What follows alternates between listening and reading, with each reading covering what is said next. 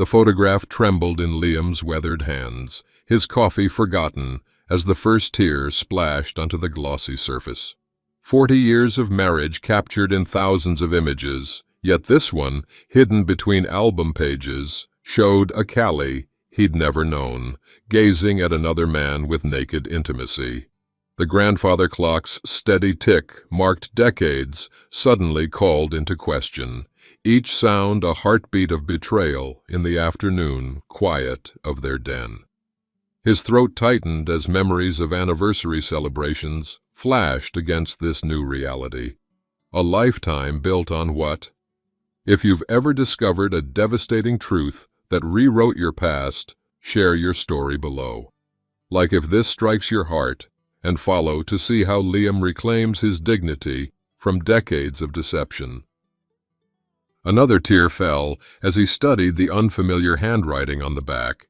Keep this safe.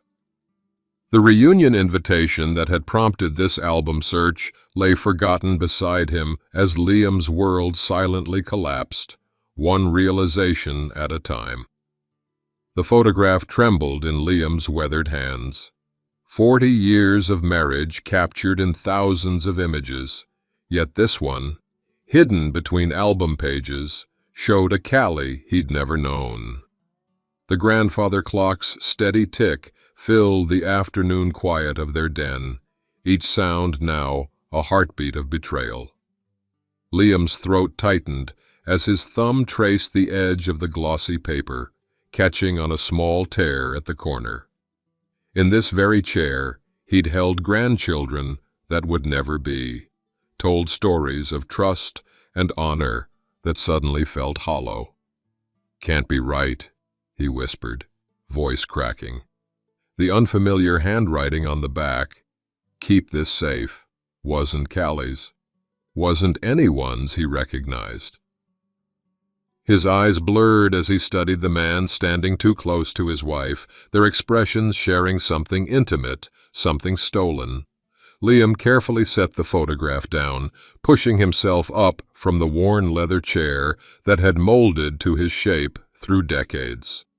His counselor's instincts took over as he moved to close the curtains, as if shielding his pain from neighborhood eyes.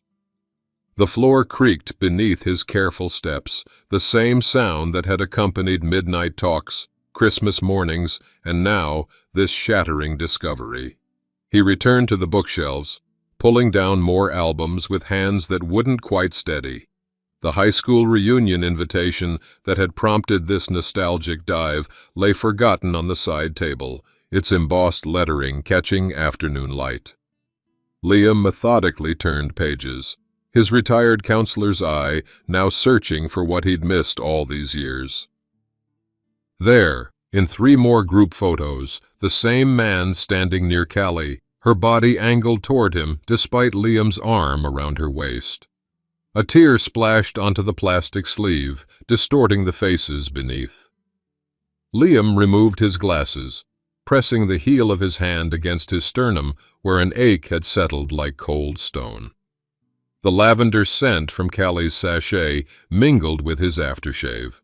Domestic smells that now felt like perfume on a stranger. Not 40 years. Please, not 40 years of lies. His finger traced the man's face in each photograph, connecting appearances like tracking a suspect. The coffee he'd poured earlier sat cold and forgotten, much like the truth had been. Squinting at the reunion paperwork, Liam searched the attendance list until a name jumped out: Thomas Reed. The unfamiliar face suddenly had a name, and suspicion crystallized into something harder. Liam folded his handkerchief carefully after wiping his eyes, a dignity in the gesture that belied his inner collapse. He slipped the photograph back between album pages, not quite where he'd found it, a small act of defiance, a breadcrumb for Callie to find. The distant sound of a car engine made him straighten his shoulders. Years of maintaining composure for troubled students serving him now. He checked his reflection in the small mirror by the bookshelf, schooling his features into something resembling normalcy. The tears were blinked away, but the knowledge remained, settling into the lines of his face like a new kind of aging. The sound of a key in the front door lock made him pause. He slid the album back onto the shelf just as something fell from its pages, a small business card with just a phone number and the initials TR. Liam pocketed the business card just as Callie's footsteps entered the foyer. He drew a steadying breath, 40 years of counseling troubled teens having taught him the value of observation before confrontation. The weight of the card seemed to burn through his pocket as he moved toward the kitchen, composing his features into a mask of ordinary welcome. "Found our reunion invitation," he called out, voice impressively steady to his own ears. "Came in today's mail." Callie stood unpacking groceries, her back to him. Just the slightest stiffening of her shoulders. Would he have noticed before today? Her hands emerged from the shopping bag with a head of lettuce, hesitating almost imperceptibly before she turned. "Oh, when is it?" Her voice aimed for casual, but Liam caught the slight pitch change, a counselor's trained ear detecting the note of caution. "Next Saturday." He leaned against the doorframe, studying the woman he'd woken beside for decades. "Looks like quite a turnout." I saw Thomas Reed's name on the list. The knife Callie had picked up paused mid-chop, just a fraction of a second, but in that microscopic hesitation, Liam saw 40 years of questions answered. "Thomas Reed?" Her eyebrows pulled together in practiced confusion. "Don't think I recall him." Liam felt something cold settle in his stomach. The lie wasn't just in her words, but in her eyes, deliberately not meeting his.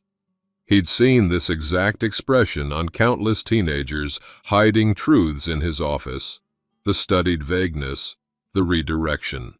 Tall fellow, always wore those fancy watches. Liam kept his tone conversational, while his heart hammered against his ribs. "Thought you two worked together at the bank before we married." "Oh, that Thomas." Relief flickered across her face at the plausible explanation he'd provided. "Yes, I suppose he'll be there. Haven't thought about him in years." Another lie, wrapped in a casual shrug. Liam nodded, moving to open the wine they'd been saving for a special occasion. What was the opposite of an anniversary? A discovery. His hands remained steady as he worked the corkscrew, despite the tremor he felt inside.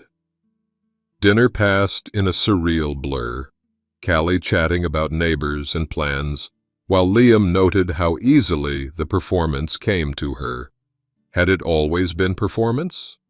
He found himself cataloging small gestures, the way she tucked hair behind her ear when mentioning the reunion again, the extra glass of wine she poured, her frequent glances at the clock.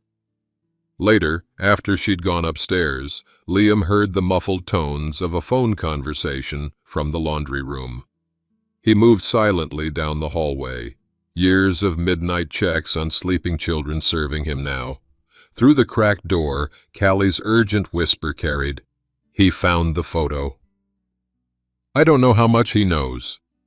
Something cracked inside Liam's chest, not with the violence of shattering, but with the quiet devastation of ice breaking on a spring pond. He retreated to the bathroom, turning on the shower to mask any sound that might escape him. His reflection in the mirror showed a stranger, a man who'd lived decades in ignorance while the truth hid in plain sight. The water's steady drumming covered his silent tears as Liam confronted the hardest question. What does a man do when the story of his life might be fiction? The week before the reunion stretched like an endless performance, each breakfast and dinner a theater of normalcy that left Liam exhausted. He watched Callie with new awareness, noting her furtive check of the reunion guest list, her sudden interest in a new dress, the salon appointment hastily made, then casually mentioned. Saturday evening arrived with the inevitability of a long-scheduled reckoning. Liam adjusted his tie in the bedroom mirror, catching sight of Callie behind him. She'd spent 2 hours preparing, something she hadn't done for any event in years. Her fingers trembled slightly as she fastened an earring. "Nervous?" he asked, their eyes meeting in the reflection.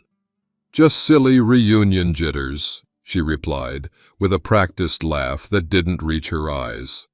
"Seeing people who knew you when you were young, it's always strange." Strange indeed, Liam thought, especially when those people knew secrets your husband didn't. The drive to their old high school passed in tense silence, barely disguised by the radio's cheerful backdrop. Liam noticed Callie's white-knuckle grip on her purse, the way she checked her appearance in the visor mirror 3 times. 4 decades of marriage had taught him her nervous tells, though he now wondered what else those same decades had hidden. Their arrival at the transformed gymnasium brought a wave of nostalgic disorientation. Crepe paper streamers hung from basketball hoops, tables clustered where they'd once done calisthenics, familiar yet strange faces milling about with name tags and cautious smiles. Music from their youth played at a volume meant to encourage both conversation and nostalgia. Callie's arm, linked through his, felt like a restraint rather than connection. Her eyes darted around the room with poorly disguised anxiety as they moved through crowds of former classmates. Liam smiled and nodded through conversations that felt surreal, one part of his mind tracking Callie's increasing tension. "Liam Spencer, captain of the debate team." A former teammate clapped him on the shoulder, drawing him into reminiscences. It happened during that conversation. Over his old friend's shoulder, Liam saw Callie freeze mid-gesture, her face draining of color, as her gaze fixed on the entrance. Following her line of sight, he saw a distinguished man with silver temples, the same man from the photographs, 4 decades older but unmistakable. Thomas Reed had arrived. The champagne glass slipped from Callie's suddenly nerveless fingers, shattering against the polished floor. The crash drew eyes, created a momentary bubble of silence before concerned voices offered help. In that frozen moment, Liam saw the truth in both their faces, panic in hers, resignation in his. As Callie was surrounded by helpful classmates with napkins, Liam made his decision. With the deliberate calm that had served him through countless school crises, he moved directly toward Thomas Reed, who watched his approach with an expression of weary acceptance. "I believe we need to talk," Liam said quietly when he reached the man. Thomas nodded, his eyes holding a strange mixture of guilt and relief.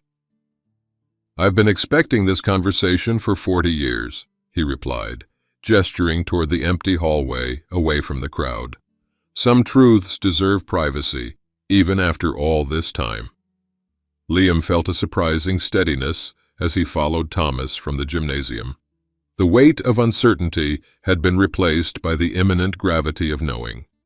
Behind them, he could feel Callie's desperate gaze tracking their departure, but he didn't turn back. The time for performance had ended.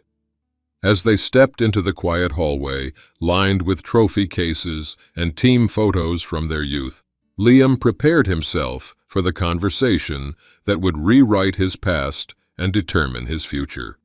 The hallway stood frozen in time. Trophy cases still displaying achievements from their youth, team photos capturing forgotten promises of futures once imagined. Fluorescent lights hummed overhead, casting harsh shadows across Thomas Reed's face as he turned to face Liam. The distant thump of music and laughter from the gymnasium only emphasized the heavy silence between them. "I should have done this years ago," Thomas began, his voice steady but undercut with tension. He gestured to a bench beneath the basketball team photos. "Perhaps we should sit." Liam remained standing. I think I've spent enough time in the dark. Thomas nodded, accepting this with a grim smile. Fair enough. He straightened his shoulders, a man preparing to unburden himself. I met Callie at the bank 3 months before your wedding. We worked in adjacent departments. She was, he paused, searching for words, magnetic, engaged to you, but somehow available. Each word landed like a physical blow, but Liam maintained his composure, decades of counseling troubled students serving him now. Continue. It began as friendship, but quickly became more, an emotional affair at first. Thomas's hands twisted together, knuckles whitening. She told me she loved you, but there was something missing. Said I understood parts of her you never could. The water fountain dripped rhythmically beside them, marking seconds that stretched into an unbearable chronicle. When did it become physical? Liam asked, his voice hollow. 2 months after your wedding. Thomas couldn't meet his eyes now. She came to me crying after your first big fight. I told myself it was comfort, not betrayal. Liam's hand braced against the wall momentarily, steadying himself against decades of deception. And it continued. Thomas nodded, pulling out his phone with shaking hands. Not constantly, but over the years. Whenever she reached out. I thought you must know, or at least suspect. She implied you had an arrangement. A bitter laugh escaped Liam. An arrangement? That's convenient. I've kept these messages. Not proudly, but perhaps as evidence against my own self-deception. Thomas scrolled through his phone, then extended it to Liam. The most recent are from 6 months ago, when I finally ended things. Liam took the phone, eyes scanning through exchanges that spanned years. Intimate messages, plans for meetings, Callie's complaints about their marriage, a parallel narrative running alongside the life he thought they'd shared. His reflection in the trophy case caught his eye. An old man, learning his life had been built on sand. Why end it now, after all this time? Liam's voice remained steady, despite the storm raging within. My daughter was diagnosed with cancer last year. It clarified things, made me see the weight of secrets. Thomas took back his phone, pocketing it with a finality that suggested relief. That's why Callie panicked seeing me tonight. She's been trying to rekindle things, but I've refused. She was afraid I'd tell you. There's more you should know, Thomas continued after a pause, about Callie's supposed infertility. The hallway seemed to tilt slightly beneath Liam's feet. What about it? Early in your marriage, perhaps the first year, she was pregnant. Thomas's words fell like stones into still water. She wasn't certain who the father was. She told me she miscarried, but you don't believe that, Liam finished, seeing the doubt in Thomas's face. I saw adoption paperwork on her desk once. When I asked about it, she became defensive, said it was for a client. But the timing aligned. Thomas rubbed his face wearily. I never knew for certain. It's the one question that's haunted me. A single tear escaped Liam's control, tracking down his cheek before he quickly wiped it away. The betrayal of their childless state, Callie's infertility, that had been their shared grief, struck deeper than the affairs. Your friend Robert knew, Thomas added quietly. He confronted me years ago, said he'd seen us together. I begged him not to tell you. I'm not proud of that. Liam straightened, dignity gathering around him like armor. Thank you for your honesty, however belated. Thomas looked surprised at the measured response. You're remarkably composed for a man whose life just imploded. I've spent 40 years helping teenagers navigate crisis, Liam replied, his counselor's voice steady. I know something about holding space for difficult truths. He turned to leave, then paused. Was any of it real? My marriage? Thomas considered this, his expression softening with something like compassion. I think she loved you, in her way. Just not enough to be honest, and not enough to be faithful. Liam nodded once, a short acknowledgement of a truth that hurt more than any lie. As he walked away, leaving Thomas in the hallway of their shared past, the weight of knowledge pressed against him, not just the betrayal, but the next inevitable confrontation with the friend who had chosen silence over truth. Liam left the reunion without speaking to Callie. He simply texted, "Taking some air, find another ride," and drove home through streets that had never felt so unfamiliar. The house stood dark and empty, a fitting metaphor for the marriage it contained. He spent the night in the guest room, staring at the ceiling, methodically examining 40 years of memories through the lens of new understanding. Morning light brought no clarity, only the crystallized certainty of what needed to happen next. Liam showered, dressed with deliberate care, and made a single phone call. "Robert, we need to talk. Today." His tone left no room for negotiation.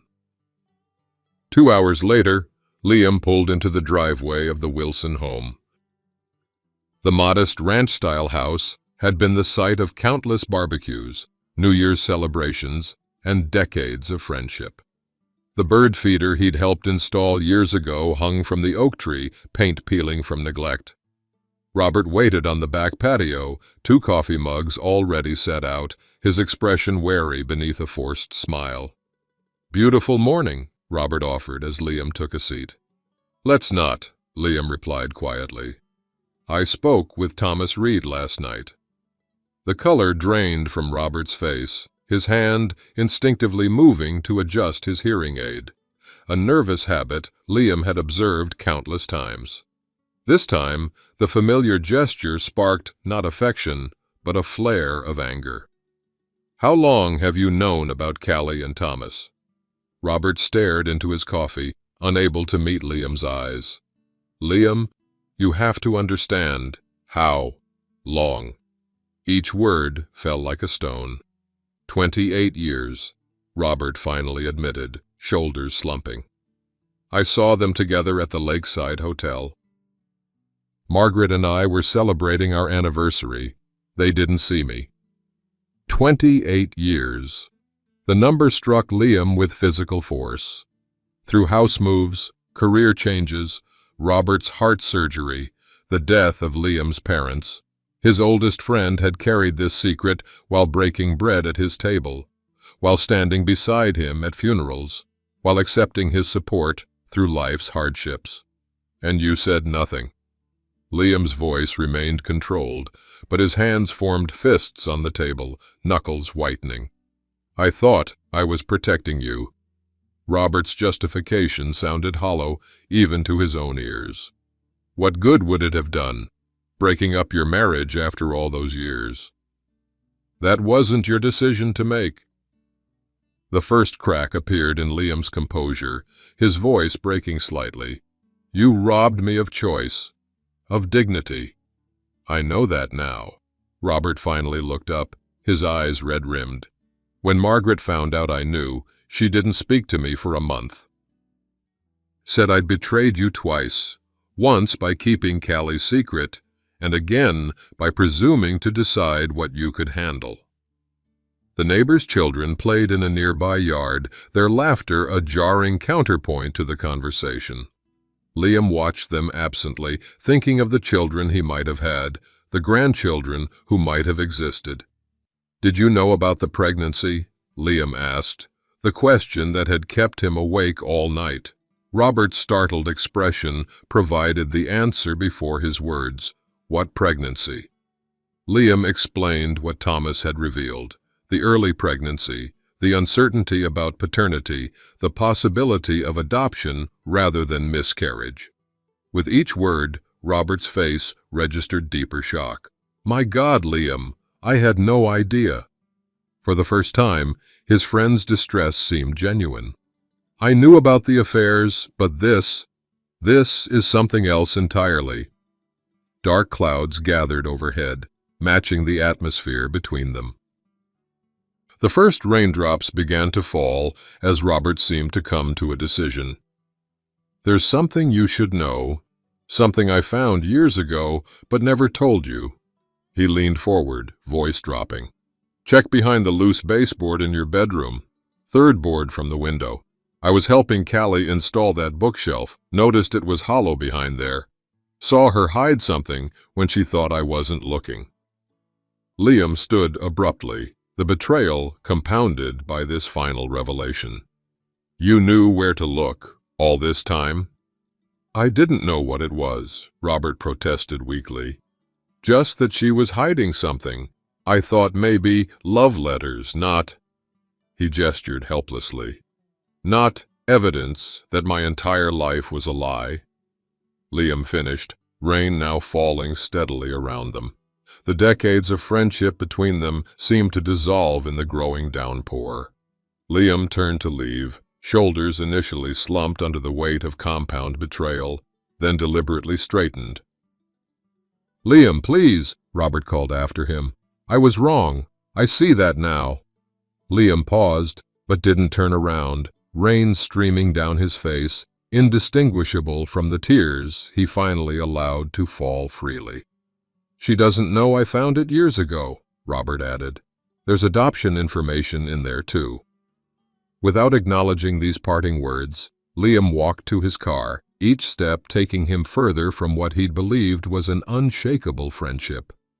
The rain intensified as he drove away, a cleansing deluge that matched his inner storm. Has betrayal by someone you trusted left you feeling utterly alone? Share your experience below and follow for Liam's next painful discovery that will change everything.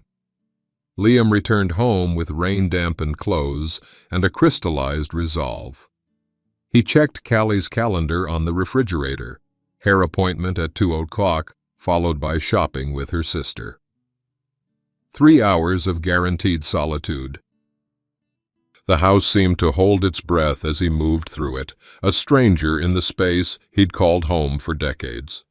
The bedroom, their bedroom, felt like an invasion of privacy now, as if he were trespassing in someone else's intimate space.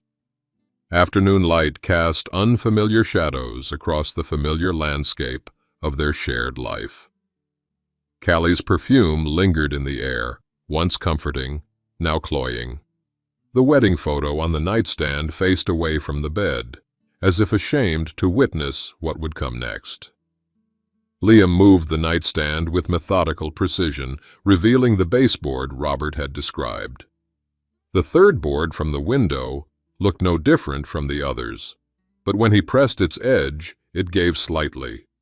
Decades of counseling experience had taught him how to remain calm in crisis, how to prepare for revelations that might shatter worlds. He drew on that training now as he carefully pried the board away. Behind it lay a small cavity in the wall, the space between studs forming a natural hiding place. Inside sat a yellowed envelope, addressed to Callie in unfamiliar handwriting, its age evident in the brittle edges and faded ink. Liam's hands trembled slightly as he extracted it, noting the dust that suggested it had remained undisturbed for years. He sat on the edge of the bed, the same bed where he and Callie had slept, talked, loved, and apparently lied for 40 years. With surgical care, he opened the envelope, mindful of its fragility.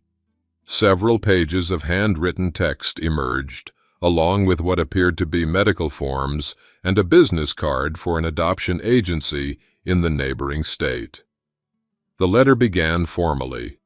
"Dear Ms. Harmon," Callie's maiden name, "regarding your inquiry about private adoption services." Liam's vision blurred momentarily before he forced himself to continue. As he read, the full extent of Callie's deception unfolded in irrefutable black and white. And she had been pregnant in the first year of their marriage, She had been uncertain of paternity. Rather than risk revealing her infidelity or raising a child who might not be Liam's, she had arranged a private adoption.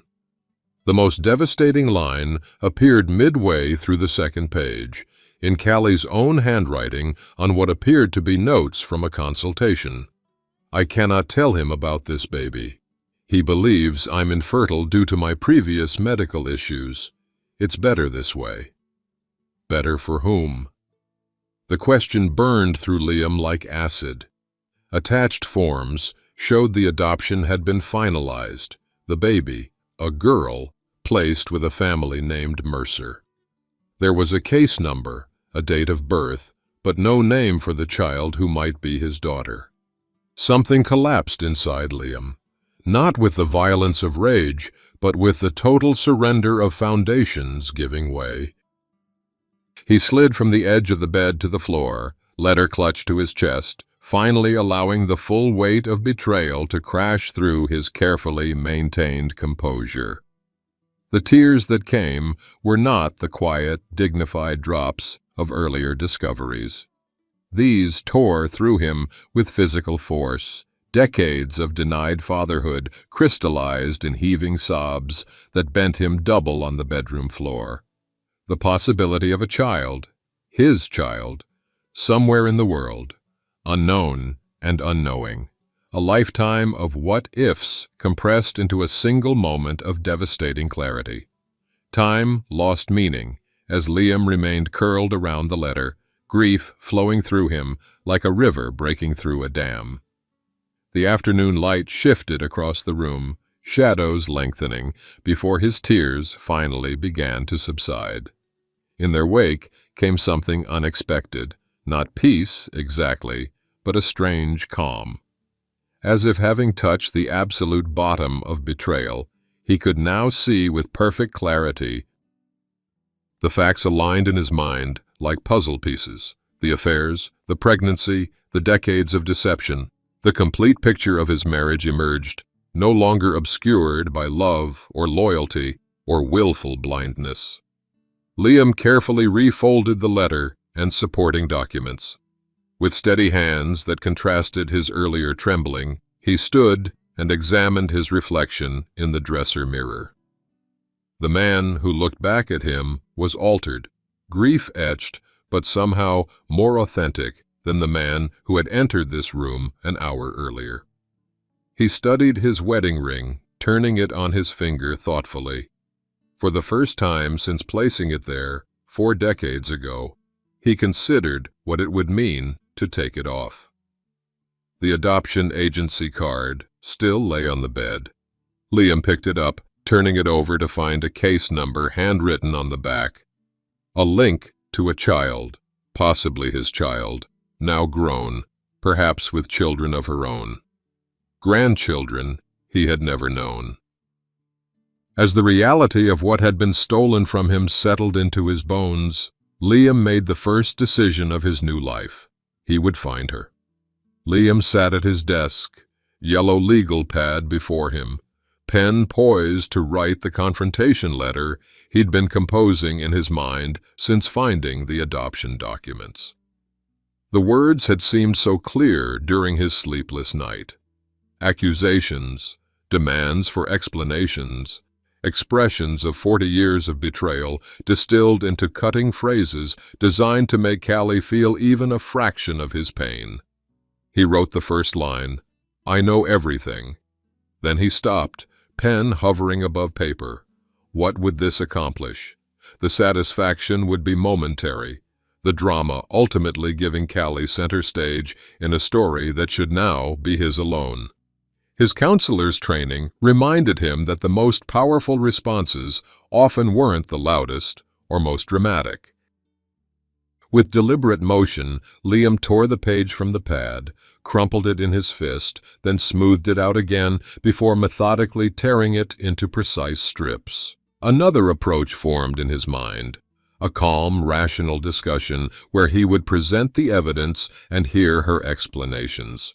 He envisioned sitting across from Callie at their kitchen table, the adoption letter between them, asking the questions that had circled his mind for days. But this scenario, too, felt wrong.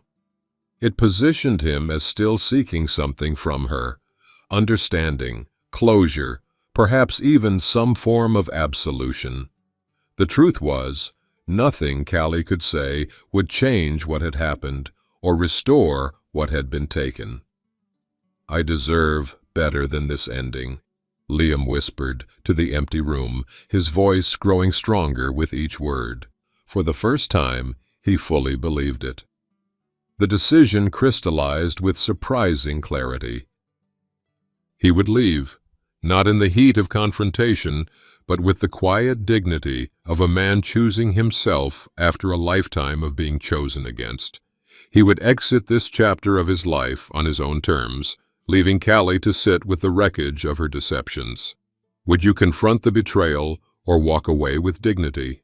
Like if you're invested in Liam's powerful choice, and follow to see how he rebuilds his life from the ashes of deception. With newfound purpose, Liam retrieved a suitcase from the attic. He moved through the house with methodical efficiency, selecting only what truly mattered. Things from before his marriage, items that represented his identity apart from being Callie's husband, his counseling certificates, the watch his father had given him, books that had shaped his thinking, photographs of his parents and childhood. The wedding ring felt strange on his finger now, a foreign object rather than an extension of himself. For 40 years he had twisted it when thinking, a habitual motion so ingrained he did it unconsciously. Now he deliberately stilled his hand, refusing the familiar gesture. Evening shadows lengthened across the home office as Liam finished sorting through his papers. Among Robert's old birthday cards, he found something unexpected. A business card for the same adoption agency, with a toll-free number that hadn't appeared on the yellowed card in Callie's hidden envelope. Robert must have looked into this years ago, perhaps his own misguided attempt to help without directly intervening. Liam slipped the card into his wallet. Perhaps his friendship with Robert wasn't entirely beyond salvation, though healing would require time and truth from both sides. As he continued packing, Liam was struck by how little he actually wanted to take. The furniture, appliances, even most clothing, all seemed tainted by association, props in a performance he was finally free to exit. The suitcase closed with room to spare, physically light despite the weight of its significance. In the kitchen, Liam wrote a brief note. Not the angry manifesto or heartbroken plea he'd imagined, but something much simpler. "I know about Thomas. I know about our child. Don't contact me." He arranged the evidence on the kitchen table. The letter about the adoption, photographs of Callie with Thomas spanning decades, printouts of text messages Thomas had forwarded. Finally, he removed his wedding ring, studying it one last time in the fading light. The gold band that had represented commitment now symbolized only constraint. He placed it at the center of the arranged evidence, his final communication more eloquent than any words could be. Liam took one last look around the house where he'd lived most of his adult life. Each room held memories that he now questioned, moments of presumed happiness that may have been merely performances. Yet there was no sadness in this final survey, only the strange lightness of shackles falling away. He closed the front door behind him with a quiet click, no dramatic slam needed. In that simple action, walking away rather than burning bridges, Liam reclaimed something essential that had been eroded by decades of deception: his dignity. The key felt strangely heavy in Liam's hand as he locked the front door behind him. How many thousands of times had he performed this simple action without thought? Today, each turn of the key marked an ending and a beginning, the tumblers falling into place with a finality that echoed in his chest. His suitcase waited in the trunk, surprisingly light for something that contained the remnants of his former life. The evening air carried the scent of Mrs. Patterson's roses from next door, a familiar fragrance that now seemed to belong to another man's world. Liam paused at the driver's door, allowing himself one backward glance at the house where he'd spent 4 decades. The porch swing he'd hung when they first moved in, the maple tree now towering over the roof, the window of what might have been a nursery if life had unfolded differently. Not with bitterness, but with something approaching clarity. Liam acknowledged that he was not just leaving Callie, but also a version of himself. The man who had been carefully, systematically deceived, who had built his life around a fundamental falsehood. The car started with familiar reliability. As he pulled away from the curb, Liam resisted the urge to check the rearview mirror. Some departures weren't meant to be witnessed, even by oneself. He drove through neighborhoods that held the topography of his adult life, past the school where he'd counseled troubled teens for 30 years, alongside the park where he and Callie had walked on Sunday afternoons, beyond the diner where their friends gathered monthly for decades. Each landmark now seemed like a museum exhibit of someone else's history. The Hampton Inn on the outskirts of town appeared almost welcome in its impersonal efficiency. Liam had chosen it deliberately, not the luxury hotel downtown where he might encounter acquaintances, nor the quaint bed and breakfast where questions would accompany breakfast. Here, he could be anonymous, a man in transition rather than half of a couple everyone thought they knew. "Just one night?" the receptionist asked, not looking up from her computer. "For now," Liam replied, realizing he had no plan beyond this moment. One night would lead to another. Decisions would need to be made, a new life constructed from the wreckage of the old. But for tonight, anonymity was enough. The room offered the bland comfort of spaces designed for temporary occupation. Crisp sheets with hospital corners, generic artwork bolted to walls, a Bible in the drawer that had likely never been opened. Liam set his suitcase on the luggage rack, the simple action emphasizing the strangeness of his situation. After decades of sharing space, he was suddenly, absolutely alone. He sat on the edge of the bed, the mattress yielding under his weight with unfamiliar resistance.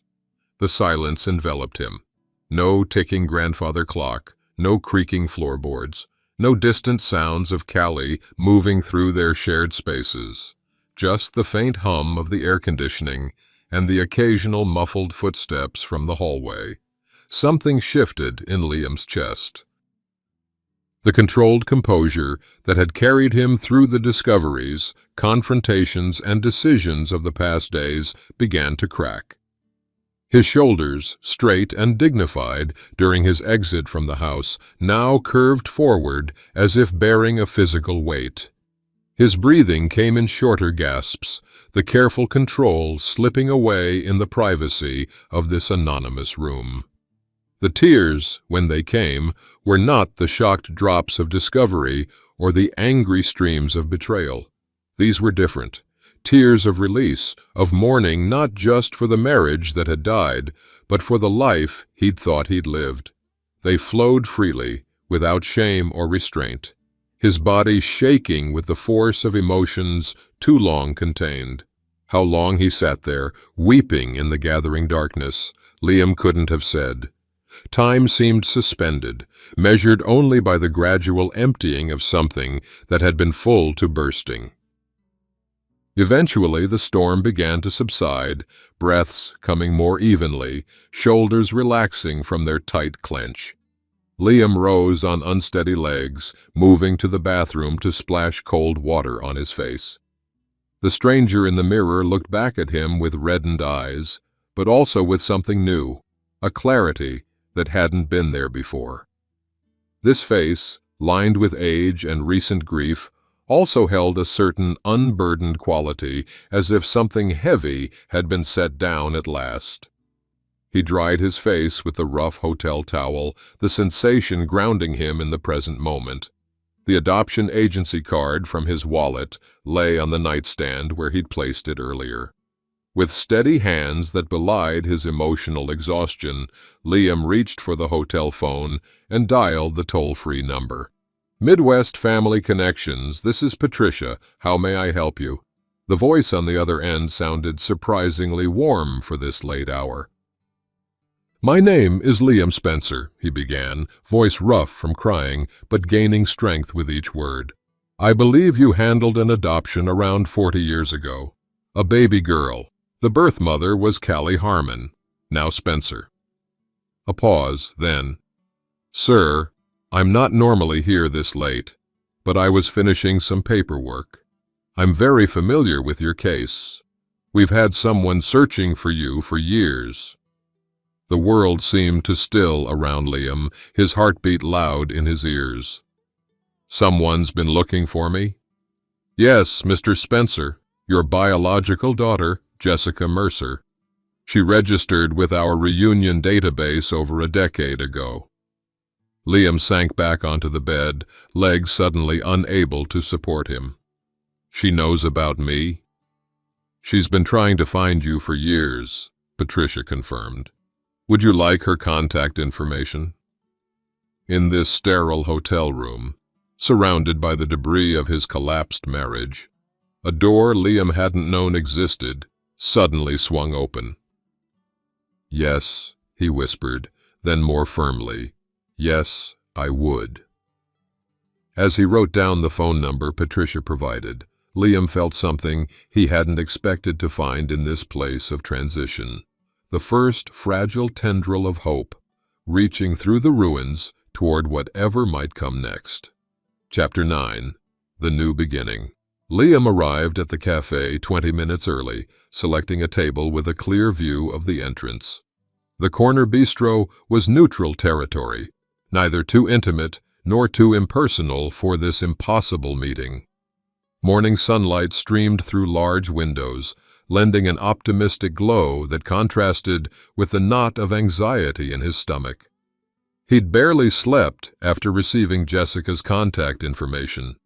Their brief phone conversation the night before had been surreal. Two strangers connected by blood and separated by deception, cautiously circling the enormous fact of their relationship.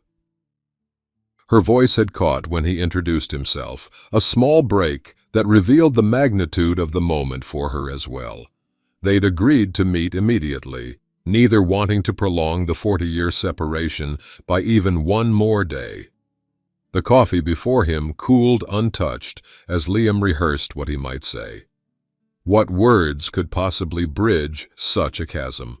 How does one begin a relationship that should have spanned a lifetime, but was compressed now into a late-life epilogue? His counselor's training, so useful in navigating the betrayals of recent days, offered little guidance for this unprecedented situation. His reflection in the window showed a man he barely recognized, the outer shell familiar, but the eyes holding something new.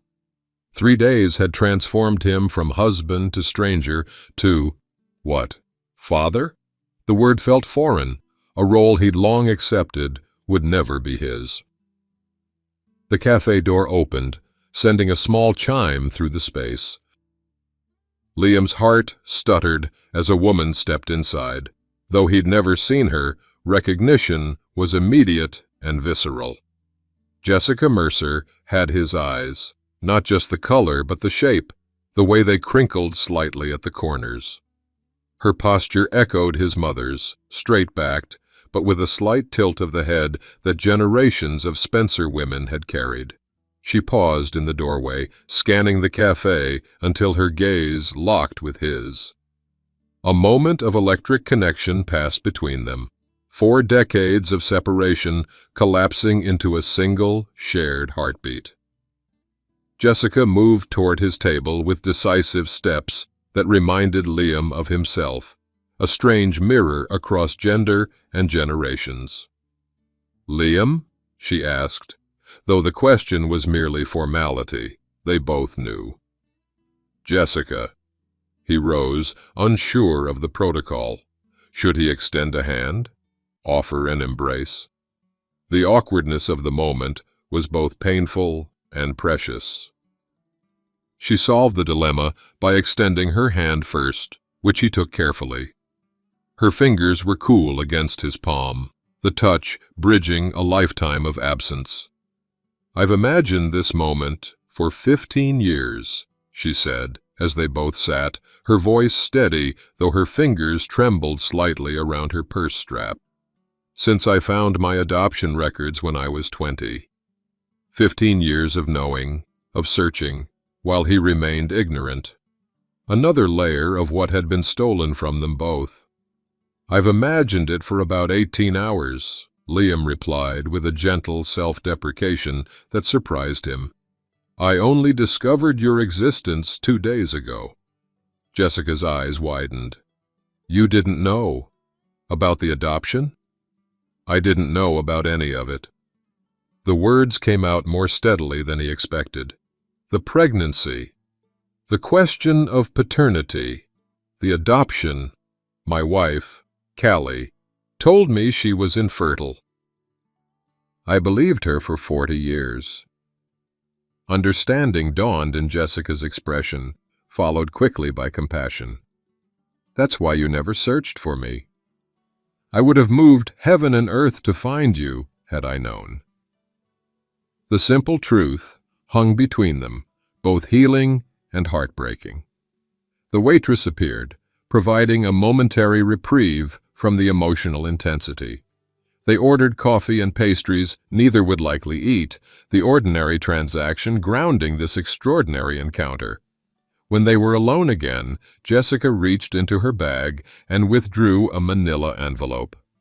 "I have these if you want to see them. My life in photos." She offered it like a precious gift, which indeed it was. Liam accepted the envelope with reverent hands. Inside were dozens of photographs charting the journey of the daughter he'd never known, a solemn infant with his eyes, a gap-toothed child on a swing, a teenager in graduation cap, a bride beside a beaming groom, a mother holding newborns. "My adoptive parents are wonderful people," Jessica said, as he carefully examined each image. "David and Ruth Mercer. They gave me a beautiful childhood." Liam nodded, unable to speak past the tightness in his throat. The bittersweet reality of seeing the life he should have witnessed unfold washed over him. Gratitude for her happiness mingled with grief for his absence from it. "These are my children," Jessica continued, pointing to a recent family portrait. "Emma is 7 and Michael is 5. Grandchildren." The word echoed in Liam's mind with a sweetness he'd long ago surrendered, hoping for. "They have your smile," he managed, tracing their faces through the protective plastic. "And your stubborn streak, according to my husband." Jessica smiled, the expression transforming her face into an even more remarkable mirror of his mother's. Emma especially. She never gives up on anything. A Spencer trait passed through blood despite absence. The genetic echo across generations that no deception could erase. "I've told them about you," Jessica continued, "that I was looking for my birth father. They've been drawing pictures for you for years, just in case." The kindness of this gesture, preparing children for a grandfather who might never appear, struck Liam with unexpected force. A family had been holding space for him, unknown and unknowing. "I'd like to meet them," he said, surprised by his own certainty. "If that's something you'd be comfortable with." "They'd love that." Jessica's smile brightened. "But first, I think we have some catching up to do." As their coffees arrived, conversation began to flow more naturally. Jessica was a psychology professor at the State University, a career path eerily similar to his own counseling work. She gestured with her hands exactly as he did when making a point. Her analytical approach to problems, her love of baseball, her inability to carry a tune, all Spencer traits that had traveled through blood without nurture. "I've always felt half-finished," she confessed, after sharing the broad strokes of her life. "Like I was missing context for who I am. Finding you, it's like finally having the other half of my story." "I feel the same," Liam admitted. "Like finding a room in my house I never knew existed." Their time stretched beyond coffee into lunch, neither wanting to end this first precious encounter. They exchanged stories, discovered shared interests, marveled at similarities neither environment nor upbringing could explain. With each passing hour, the weight of 4 lost decades seemed to lighten, not because it didn't matter, but because the present moment held so much possibility. "My adoptive parents would like to meet you," Jessica said, as afternoon shadows began to lengthen across their table. "They've always wanted to thank you." "Thank me?" Liam asked, puzzled. "For the gift of me," she explained simply. "They know how much was taken from you. They've always felt you deserved to know what became of your daughter." The generosity of these strangers who had raised his child, while he remained ignorant, struck Liam deeply. There was no bitterness in their stance, only recognition of a wrong they hadn't committed but had benefited from. As they finally prepared to leave, Jessica hesitated before asking, "What happens now? With Callie, I mean." Liam considered this, realizing he hadn't thought about Callie in hours. "That chapter is closed," he said with quiet certainty. "But this one," he gestured between them, "is just beginning, if you're willing." Jessica's answer came not in words, but in action as she stepped forward and embraced him for the first time. The hug was tentative at first, then tightened as something ancient and primal recognized its own.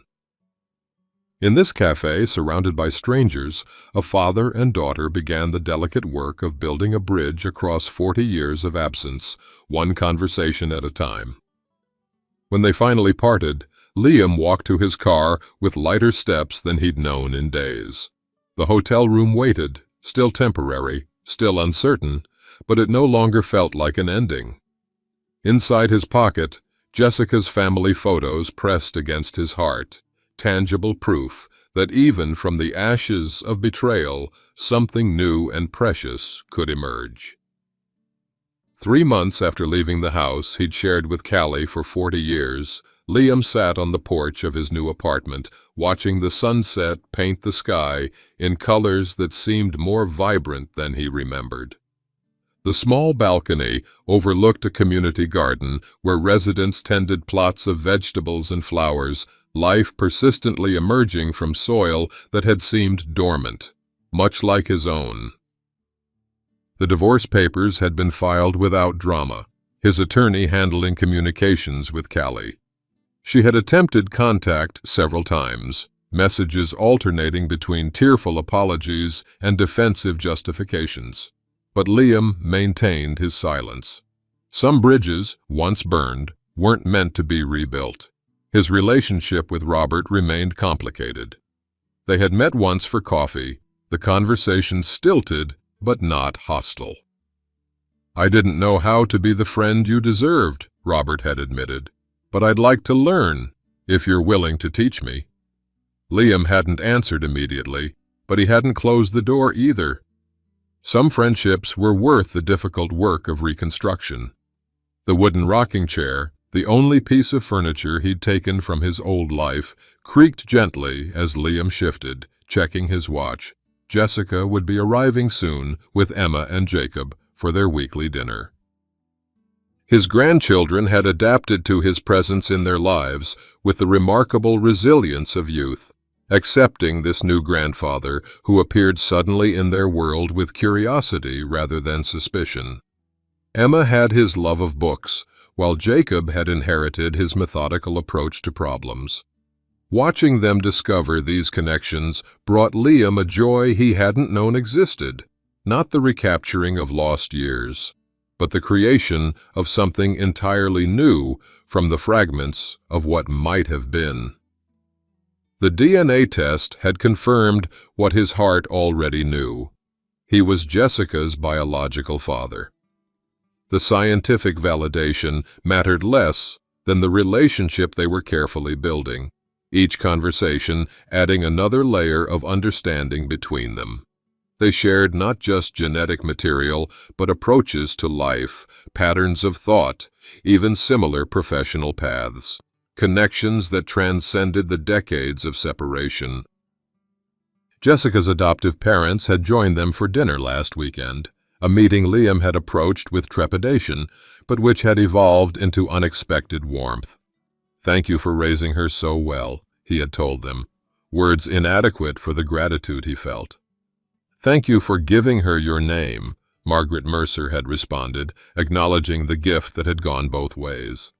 The sound of children's voices drew Liam's attention to the parking lot where Jessica's car had just arrived. Emma spotted him first, waving enthusiastically as she pulled her brother toward the stairs. Their excitement at seeing him remained a marvel, a gift he never took for granted. As he stood to welcome them, Liam reflected on how thoroughly his life had transformed in just 3 months. The betrayal that had seemed world-ending had instead become world-changing, painful, but ultimately generative. The truth, however devastating, had freed him from a life built on falsehood. Watching his daughter help her children navigate the stairs, Liam felt the final pieces of bitterness dissolve. He would never reclaim the lost decades, never know the joy of raising Jessica, never experience the milestones of her childhood. But the present offered its own opportunities, its own joys, different from what might have been, but no less valuable. Emma reached him first, wrapping small arms around his waist with unrestrained affection. "Grandpa, we brought dessert." The word still caught in Liam's chest each time he heard it. Grandpa, a name he had earned through genetics, but was now earning through presence, through showing up, through building new memories to replace those that had never had the chance to form. "Well then," he answered, ruffling her hair gently, "we'd better not let it wait." As he held the door for his family, his real family, found rather than formed, Liam Spencer stepped fully into the life that had been waiting for him all along, just on the other side of truth.